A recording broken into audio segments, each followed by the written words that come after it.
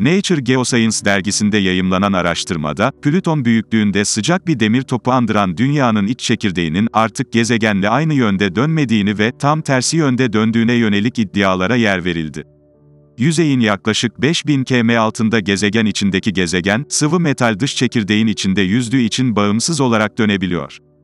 İç çekirdeğin dönüş şekli bilim insanları arasında tartışma konusu olduğundan son araştırmanın da yine bilim dünyasında tartışma yaratması bekleniyor.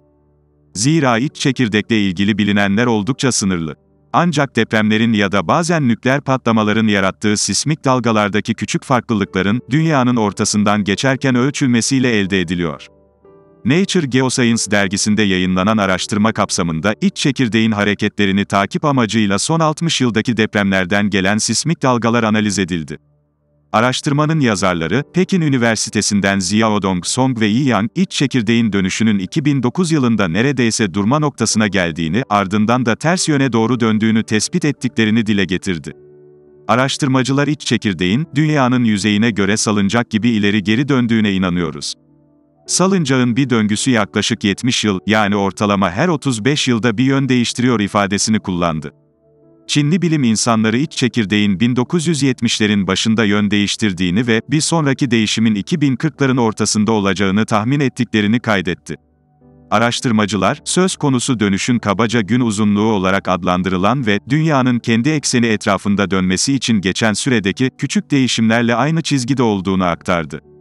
Şu ana kadar iç çekirdeğin yüzey sakinleri üzerinde etkisi olduğuna dair pek kanıt bulunabilmiş değil.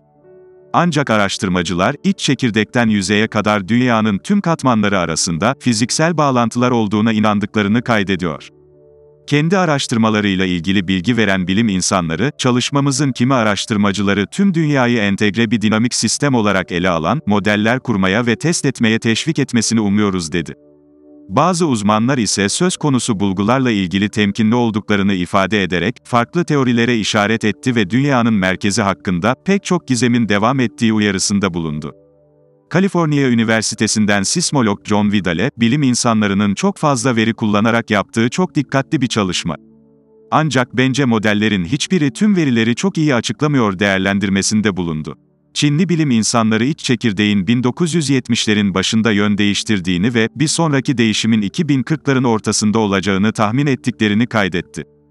Vidale, geçen yıl iç çekirdeğin çok daha hızlı salındığını ve 6 yılda bir yön değiştirdiğini öne süren bir araştırma yayımladı. Çalışmaları, 1960'ların sonlarında ve 1970'lerin başlarında meydana gelen iki nükleer patlamadan kaynaklanan sismik dalgalara dayanıyordu. Vidale'in bazı iyi kanıtlara sahip olduğunu söylediği başka bir teori, iç çekirdeğin yalnızca 2001'den 2013'e kadar önemli ölçüde hareket ettiği ve o zamandan beri olduğu yerde kaldığıdır. Avustralya Ulusal Üniversitesi'nde jeofizikçi olan H.R. Voje T. Kaljic, iç çekirdeğin döngüsünün son çalışmada önerilen 70 yılda bir değil, her 20 ila 30 yılda bir olduğunu öne süren bir araştırma yayımladı.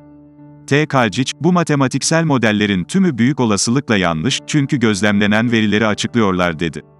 Araştırmacı T. Kaljic, sismologları hastaların vücutlarının iç organlarını kusurlu veya sınırlı ekipman kullanarak inceleyen doktorlarla karşılaştırdı. Tomografi gibi bir şey olmadığı için, dünyanın iç kısmına ilişkin görüntümüz hala bulanık dedi ve ileride daha fazla sürpriz olacağını tahmin etti.